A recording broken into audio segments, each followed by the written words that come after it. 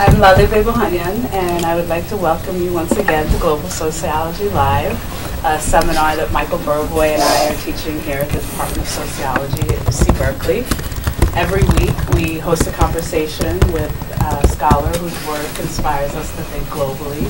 And today we're enormously privileged to have with us Dr. Ananya Roy. Dr. Roy is a professor in the Department of City and Regional Planning at UC Berkeley, where she teaches in the fields of comparative urban studies and international development.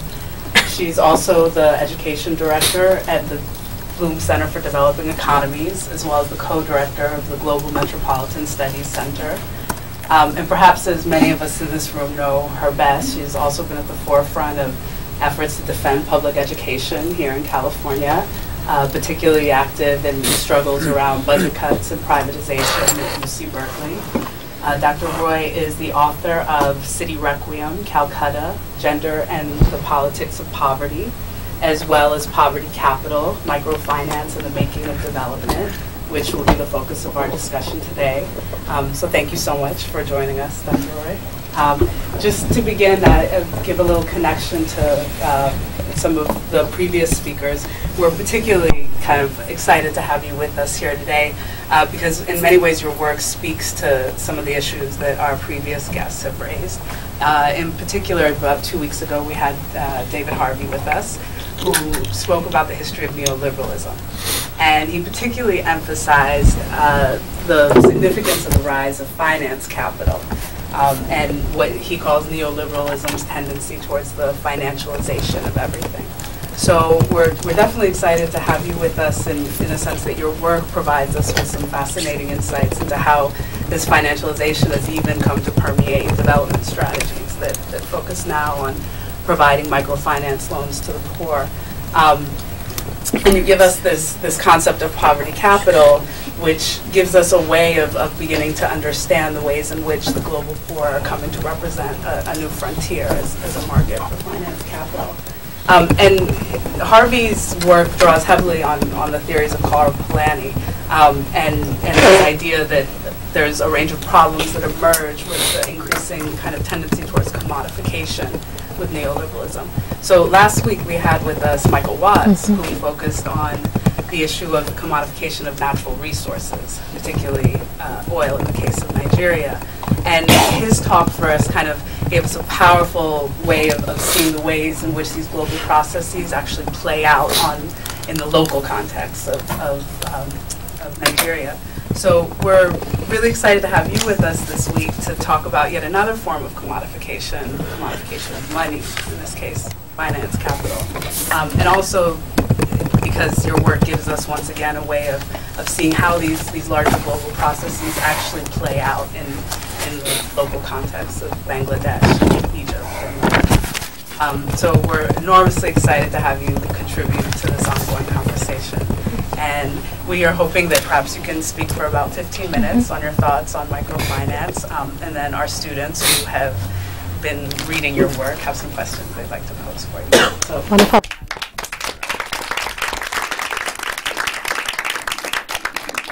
Well, I'm delighted to be here, and thank you for that wonderful introduction.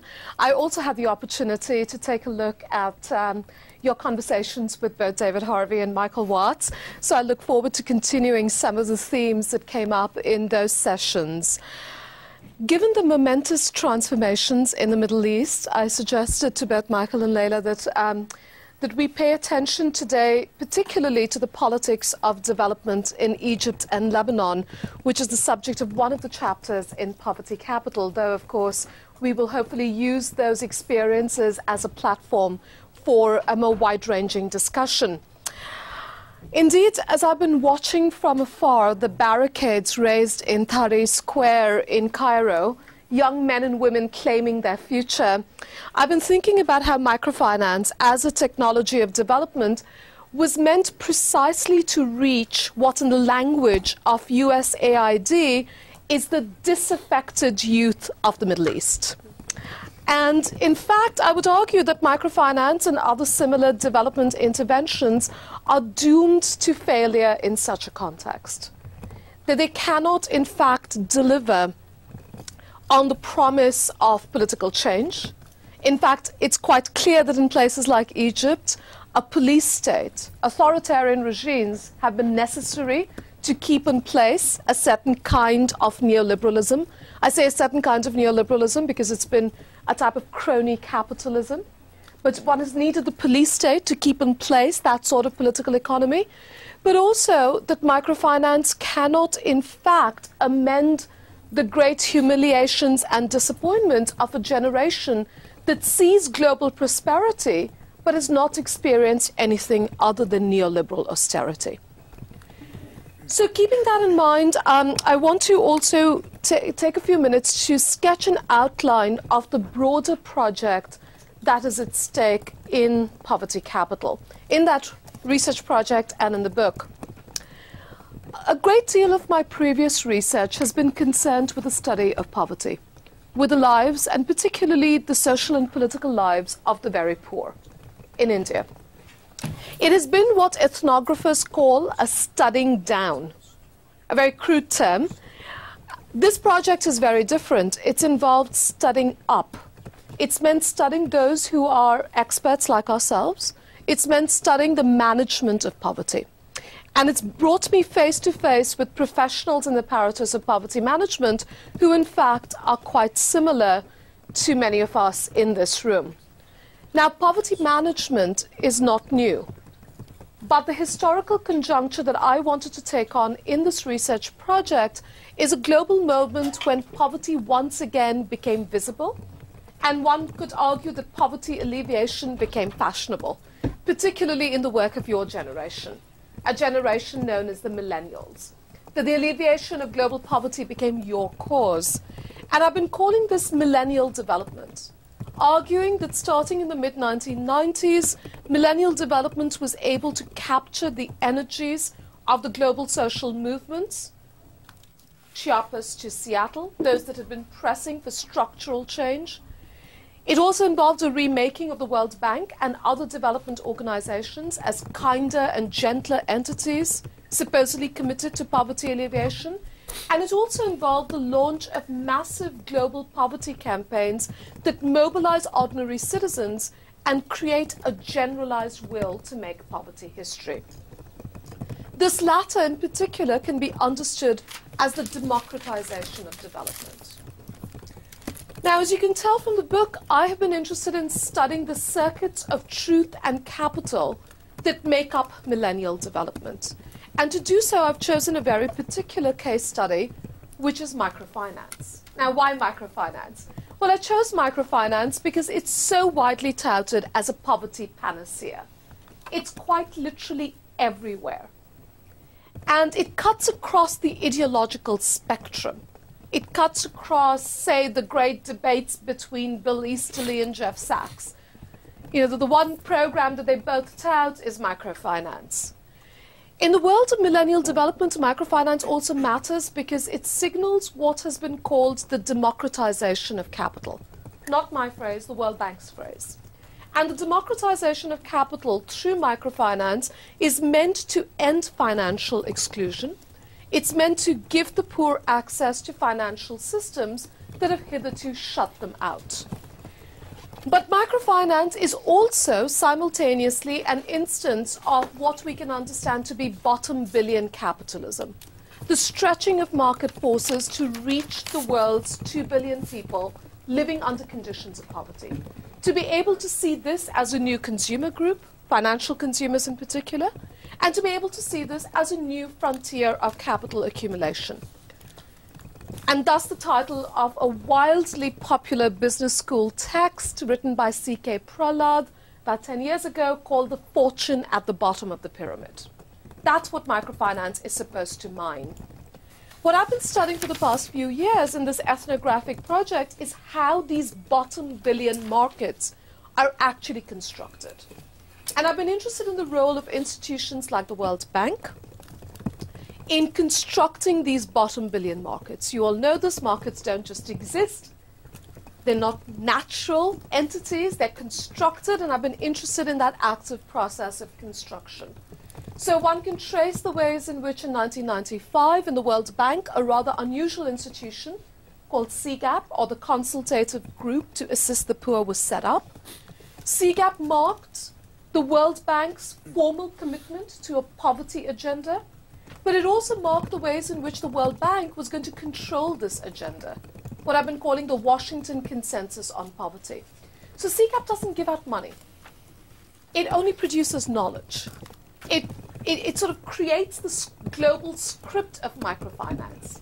It designates certain practices as best practice microfinance, and as CGAP staff have often quite boldly stated that this best practice microfinance then becomes standard practice.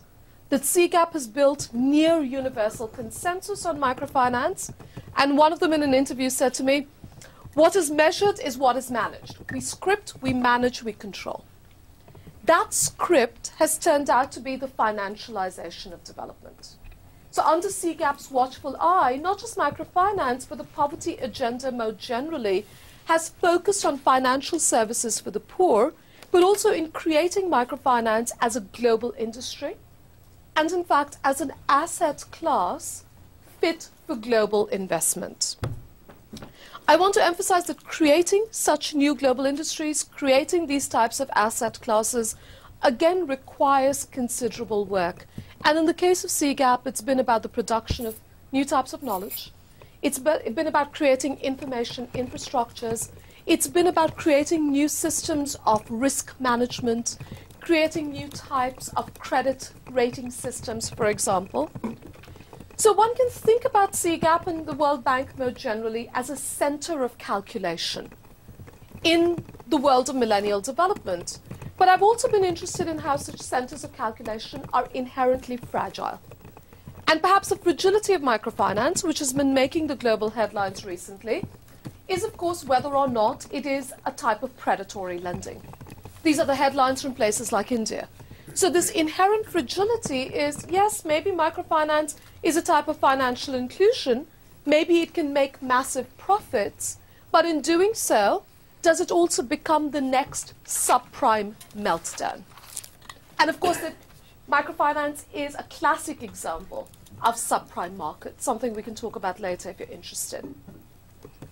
Now, here's a story then about the Washington, D.C. Wall Street complex. And one can make an argument for the importance of this complex in ensuring the financialization of everything. But as an ethnographer, I was also interested in how there are more complex geographies to the story than just this complex. And in the blog that you have for this class, associated with this class, I noticed that at least one of you had picked up on my interest in Kandinsky for the purposes of this book. I turned to Kandinsky because many of the methodologies in which I had been trained to study global processes did not necessarily help me in studying millennial development. So one could not think about core periphery structures. One could not think about global commodity chains. I needed something else. And thus my turn to Kandinsky, particularly to his compositions. Kandinsky describes those compositions as depicting a thundering collision of different worlds. And I wanted to capture that sense of colliding and colluding worlds, these overlapping planes, if you will.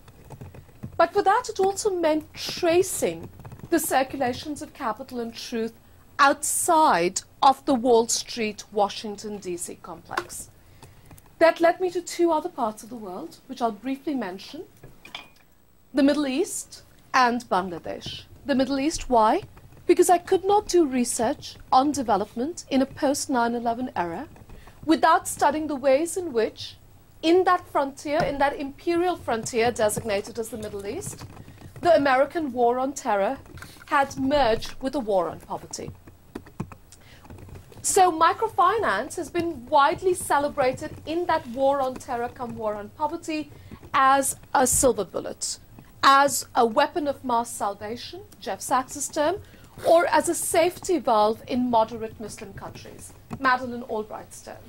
Earlier this year, in fact, Nick Kristof, writing from Pakistan, which is not part of the Middle East, but is often imagined to be, talked about how microfinance, I quote, drains the swamps that breed terrorists. So microfinance, though, faces a real challenge in these contexts, in places like Egypt, because how can a development technology that was developed to provide microloans to poor married women in the dense villages of Bangladesh be retooled to create jobs on the Arab street?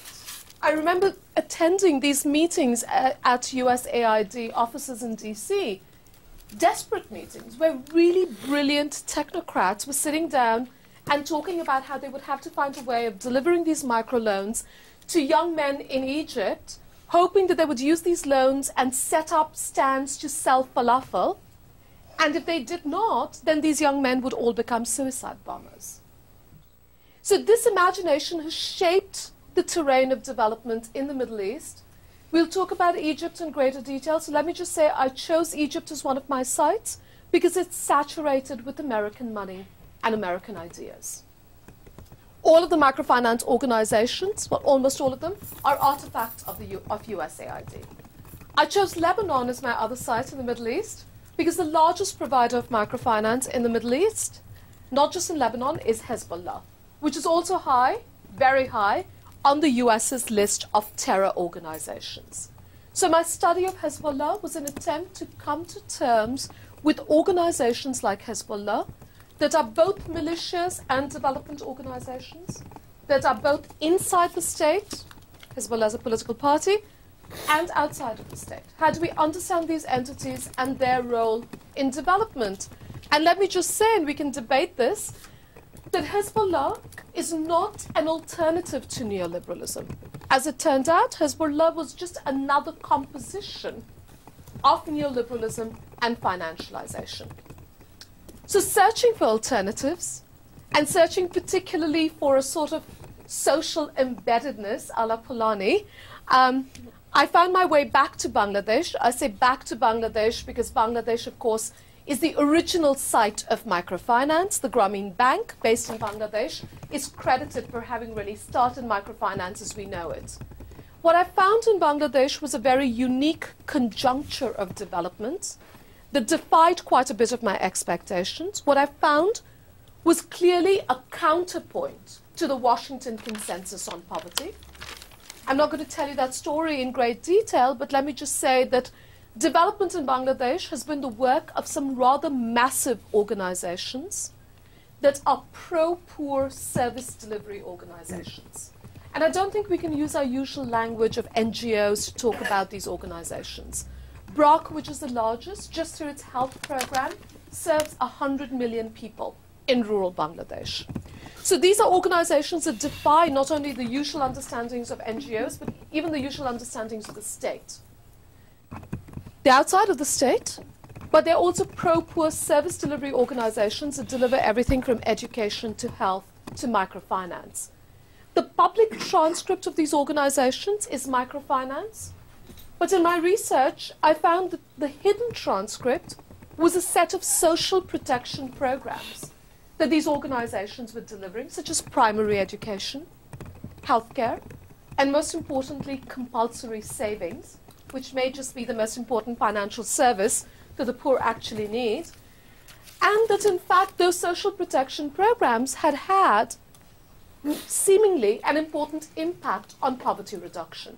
In the last 10 years, Bangladesh has seen significant decreases in poverty and, in fact, improvements in human development indicators, something that's been called the Bangladesh paradox.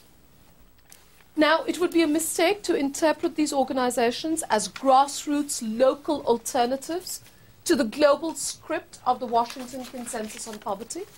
These are global organizations that explicitly seek to globalize their work and explicitly seek to counter the work of the World Bank. These are also hierarchical, vertically organized, top-down organizations that are not based in communities. So they present all sorts of interesting puzzles for us. But for me, the interesting piece of this, like the Hezbollah story, was that once again, you can't understand this as a socially embedded alternative to the global script of neoliberalism. In fact, in Bangladesh, what has happened is that from the very start, the empowerment of women was tied to financial services. from the very beginning, the idea of alleviation of poverty was tied to the idea of an entrepreneurial poor who can use microloans to change their lives. So in my book, I argue that from the very beginning then, the alternative was also the origin. And it's that sort of circulation that I'd like you to think about. And finally, just a couple of words on methodology then, and taking into account how that search for alternatives led me, in fact, to a study of circulations. This is an ethnography. Well, perhaps it's an ethnography. We can discuss that as well.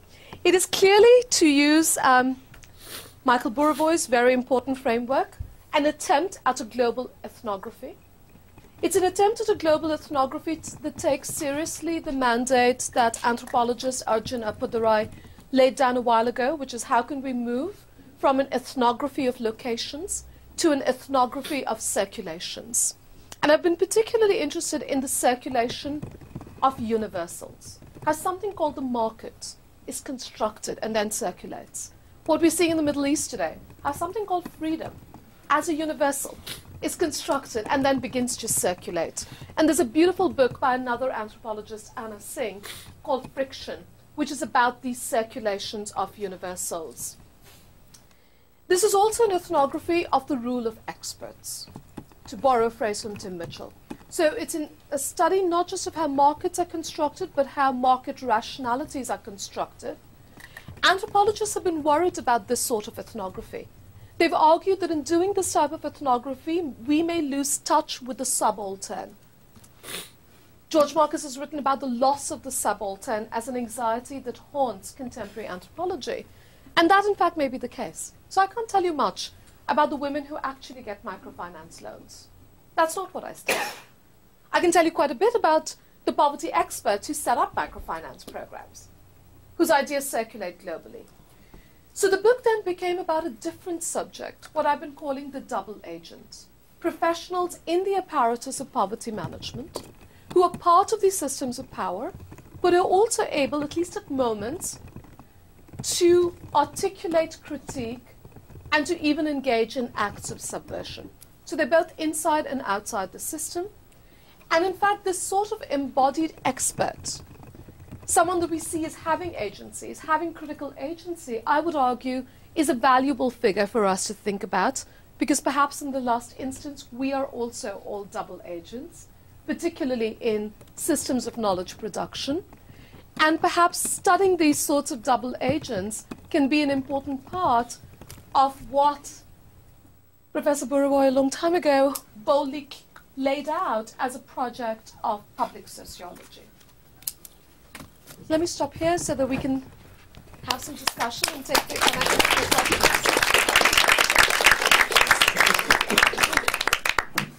So yes, our students definitely have some questions for you because we've been animatedly talking about this book for a while before you actually got here. So we can begin with that. Thank you for your elegant conversation about your work. Since we are talking about methods as this sort of final conclusion of your lecture, I thought I would ask a question. Sociologists don't discuss enough about studying up. It's, I think, more of a social norm within the discipline to study down. And we certainly don't discuss as much about this idea of rendering the familiar strange and how that could precipitate zones of awkwardness. So I was wondering if you could say something about, is this a standpoint epistemology where, because you're awkwardly out of place, as you say, it allows you to see the workings of global finance, and given that you are part of a node of knowledge production, the university at an elite northern American institution, is this an outsider's perspective, or is this an outsider's insider's perspective, or is this an insider's within outsiders perspective? That's a wonderful question, and I think it opens up a set of issues for us. One of them is, of course, as someone who is intruding in the world of anthropology, I've taken the liberty in this particular ethnographic project to be in conversation with some important, what I think are some important trends in ethnographic and anthropological practice. So I'm borrowing here James Holston's idea that what ethnography does is that it is a type of critique. And that critique is not about pointing out what's right and wrong in the world, that may be, but it's about a process of defamiliarization. Now, in studying the lives of the poor as middle-class researchers, we often tend to make the strange familiar, because the world of the poor often seems so strange to us. This was an exercise in the reverse. It was to take what was familiar, the world of knowledge production, the world of expertise, and render it strange. And that making strange, I think, partly started out as a standpoint of epistemology, as you rightly point out. It was a way of coming to terms with my own politics of location in knowledge production. But it was also became then an attempt to think about ethnography as deconstruction, to think about ethnography as critique. And perhaps then the figure that I came to be most comfortable with was the double agent. Now, there are many ways in which we can understand the double agent.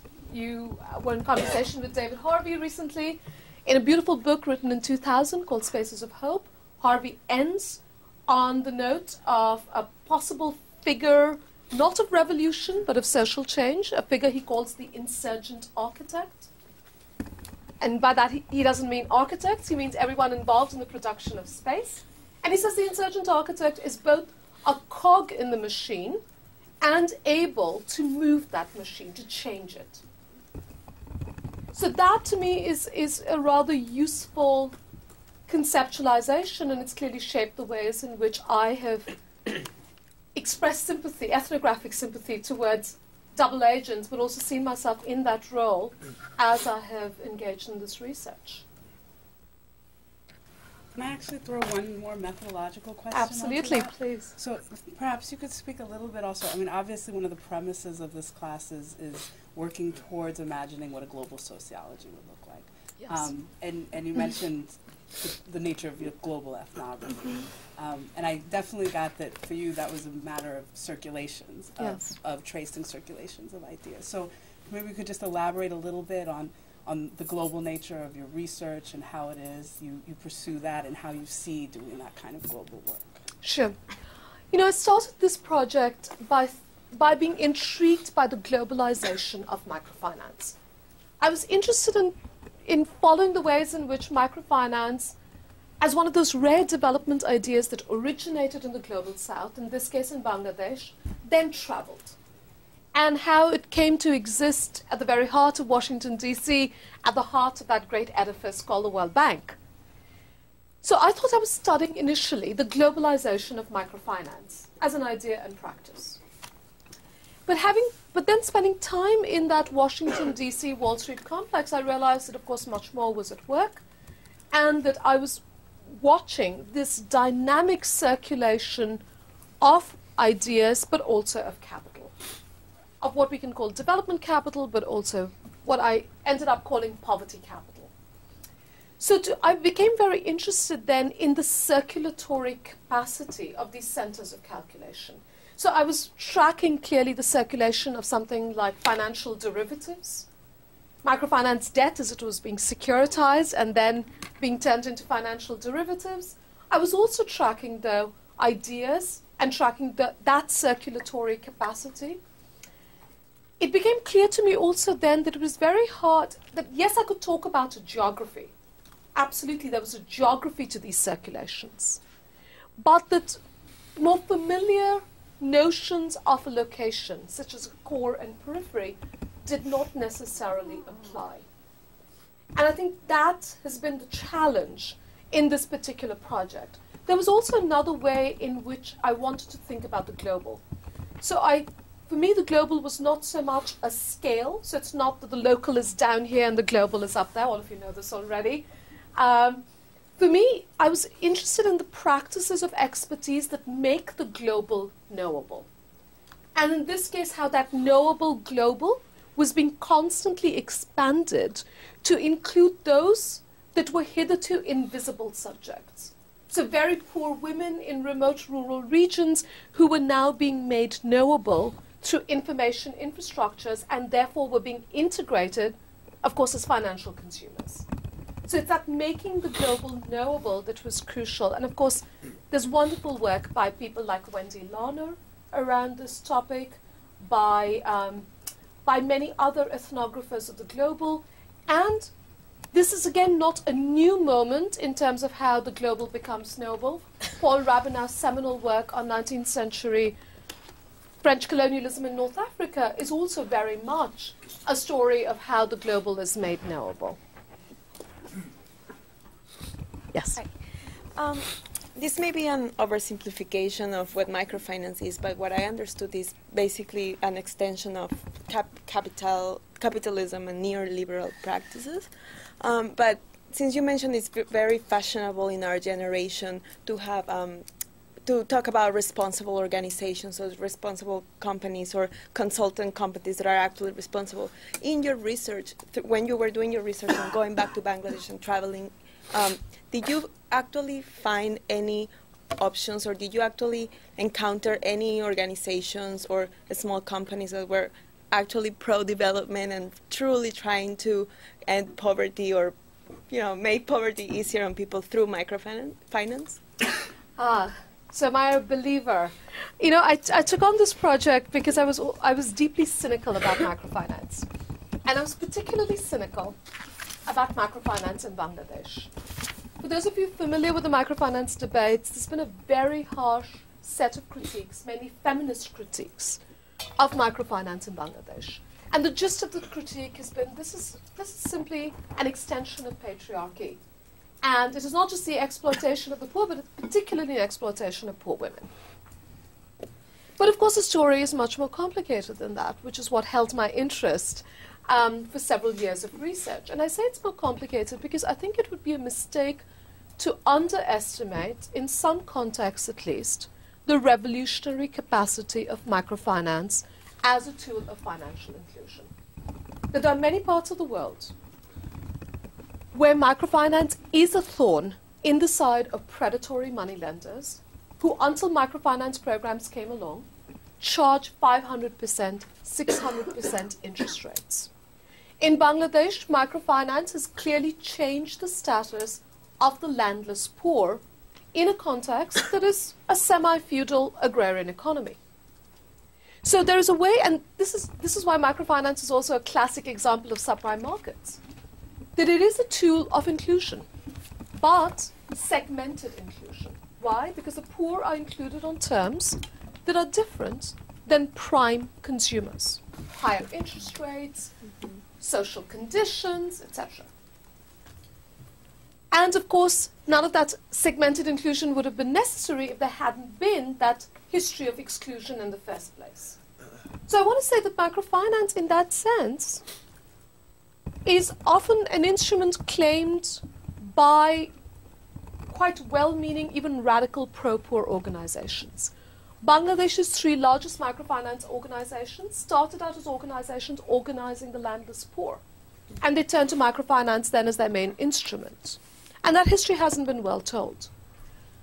But, the issue then is what microfinance has become and what this best practice microfinance looks like, and what does it mean once microfinance is an asset class, and is it possible then to turn away from that trend towards predatory lending? The organizations that I found interesting, I don't know if they were inspiring, but they were interesting. One is clearly Hezbollah, a terrifying organization, which commands violent power in ways that are stunning. And yet, one of the most successful, clearly the largest development apparatus by a community-based organization that we have seen in the Middle East.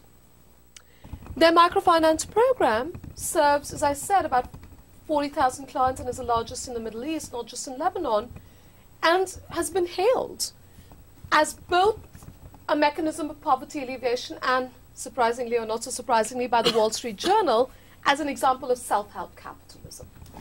So is Hezbollah's microfinance program what I'm going to present to you as my ideal program? No, but it demands attention.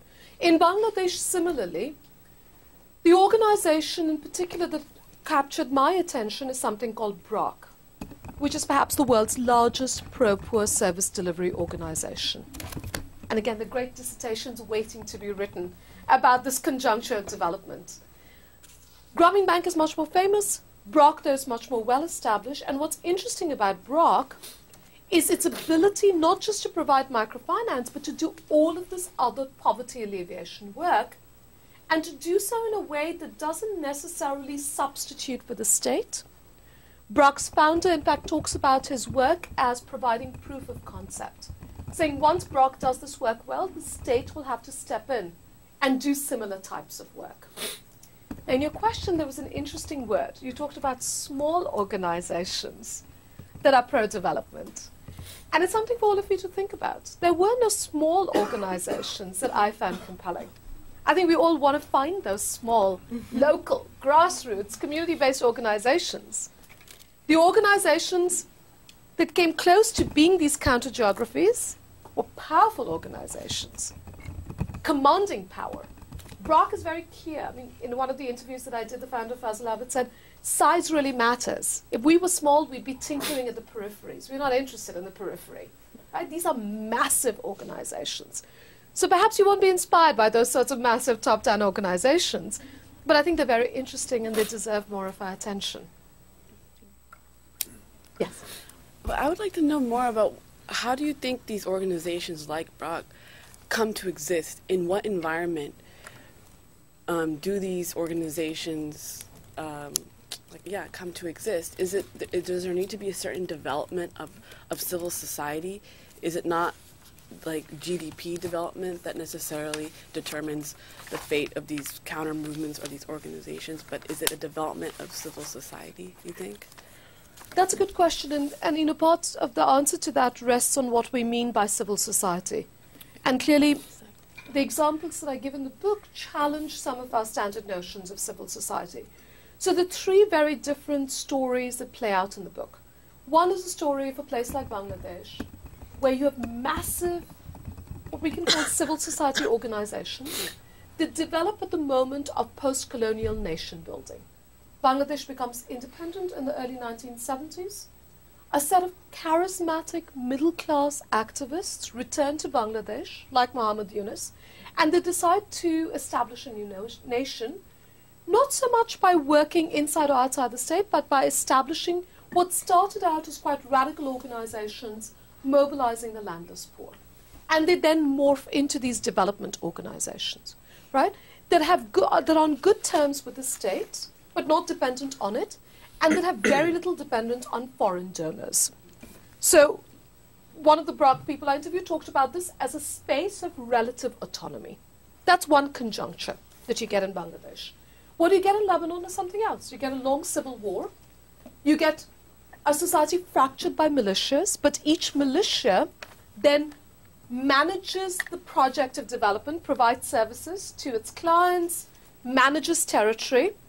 Of these, Hezbollah not only becomes the most powerful surviving militia, but becomes a political party, and at various moments, including during the 2006 war with Israel, is able to consolidate its role as a development organization. So it's simultaneously sort of the civil society development services provider, it is a political party, it is the political party in Lebanon with veto power, it is also a militia that has commands its own army.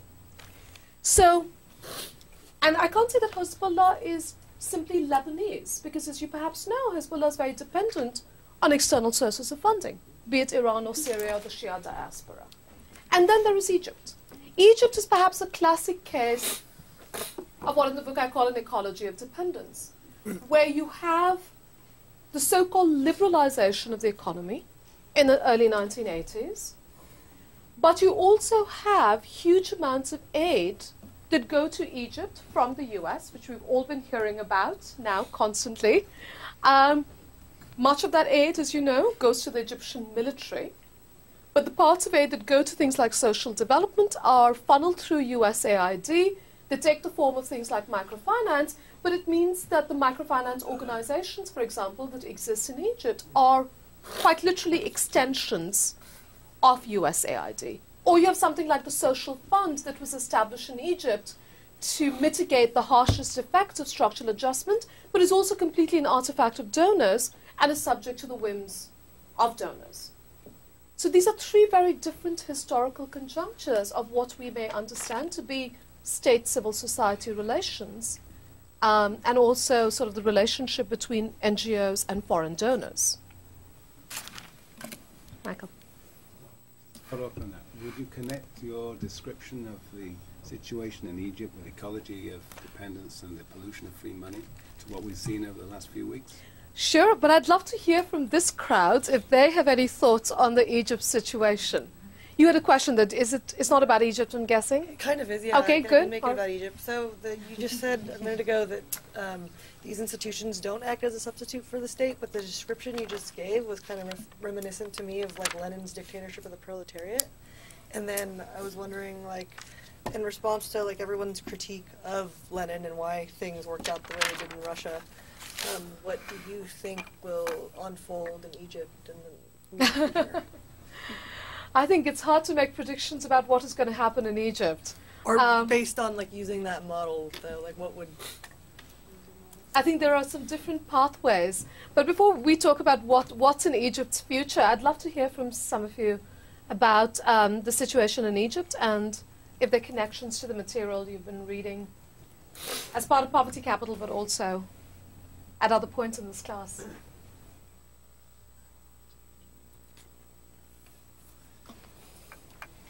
Well, I guess it's just a comment. Lately, something that has been bothering me a little is the fact that what's going on in Egypt right now has been mainly attributed to rising prices in food, as if there's not another history of, you know, maybe like the ecology of dependence that's going on, or as if everything was perfectly fine before prices in food were rising. So a lot of people, and oh gosh, this is global, but even Harvey mentioned, he attributed that not as a main cause, but nevertheless as a cause of the uprisings that are taking place in Egypt and the situation in Egypt right now. Mm-hmm. And I'm just not sure, especially after reading, you know, the chapter and everything, that's just like the whole story. Oh, you know, they're doing this because price, like the food is too expensive. Like there's nothing behind that. Okay.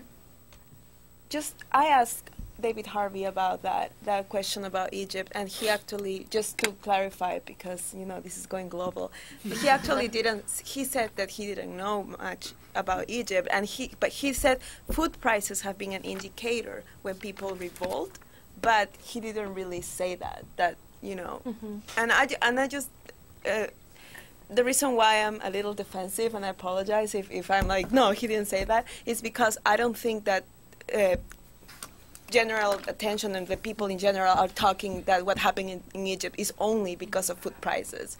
I mean, there's obviously, and I think we know that, there's like it's much more complicated than just food prices rising. Okay, yes. Well, the question I wanted to ask you, which is also connected to Egypt, is very much about your the way you use Foucault's idea about power and knowledge relations, and also how we should understand this disciplinary power which you see at work, for an example, in Egypt. And what I was thinking about when I read the text are very much that if these subjects which are involved in microfinance, if they are being like disciplined to conform this neoliberal system of economics in a certain way, and also thinking of society in a certain way, that was one thing I was thinking. But then also by reading your text, I was thinking about how we should understand the relationship between discipline and force, because what I saw in like the thing about Egypt was that I was thinking, is it discipline here or is it mostly like force? What I understand, are there any other opportunities in terms of microfinance and in terms of like paying back and stuff like that? And relating that to what's happening in Egypt, what I think was interesting is that the kind of the uprising, the revolution that we've been seeing, I think is picturing something very different, since it has been like what you could call a leaderless revolution, which has been actually, I think there has been a democratic process in the transition, which has been pretty amazing, and I think which is really opposite to what we're seeing in microfinance, and what disciplinary power is at work in microfinance, in like promoting this individual entrepreneurial and stuff like that. All right, some great comments and questions here. So, to think about Egypt in relation to some of the research that I did, and I should start out by saying that, of course, the research I did was greatly indebted to some fantastic work on Egypt that has been done by people like Julia Elishar. So if you want a really beautiful book on how that apparatus of development produces certain sorts of subjects, her book, Markets of Dispossession, I think is one of the best books on contemporary Egypt. Or Tim Mitchell's work on Egypt, both Colonizing Egypt and Rule of Experts. Or Salwa Ismail's work on the everyday state in the popular quarters of Egypt. So there's many others, and I'm very indebted to that genre of scholarship. Having said that, there have been a set of anxieties that have haunted American-led development in the Middle East. In 2002, an important report called the Arab Human Development Report was published. And ironically, today, Tom Friedman in his column cites that report. I'm assuming that you don't read Tom Friedman on a regular basis, but he has been reporting from the Middle East. And in it, Friedman reminds the American audience that that Arab Human Development Report of 2002 diagnosed the problems of the Middle East as three kinds of deficits, not surprisingly as deficits. A deficit of education, a deficit of freedom, and a deficit of women's empowerment. Microfinance became very popular as a tool in DC because it seemed such an easy way to address some of these deficits. Particularly women's empowerment, obviously so, because microfinance has always been seen as that. Freedom, because freedom was suddenly interpreted not as political freedom, which is what people have been demanding on the streets and dying for it, but as this weird sort of freedom to be an entrepreneur, right? And education, well, you know, that American apparatus of development has had this tricky relationship with education in the Middle East, because the problem of unemployment in the Middle East, particularly in Egypt, is educated youth who are unemployed, people with college degrees who are unemployed. So is it really education that they need? And the point again was no, what they need is an entrepreneurial spirit. And that's what microfinance can do. That was not just the script, it was the practice of development as financed by the US. Now, what Revolution of 2011 has done is, I think, completely disrupted that script. Though those who manage microfinance in the Middle East have not yet commented on the 2011 revolution. And it's completely disrupted that script because it's brought to focus a few things that have not been part of the public debates, at least the policy debates around the Middle East. One is the importance of political freedom. And your point that many of these development programs, including microfinance, were often maintained through force. In fact, that police power that has been necessary to enact programs like microfinance in everything from Gaza to Egypt is striking.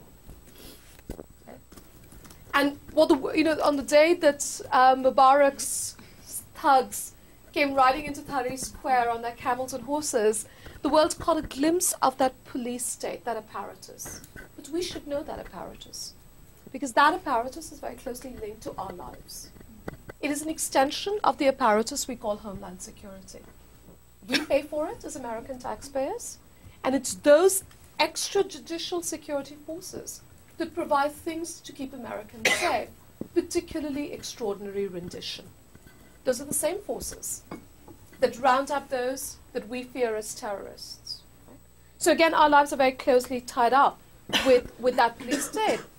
But the other thing that was exposed was this whole notion of work. In the book, I argue that I've been very struck by what, following Foucault, I call the end of political economy.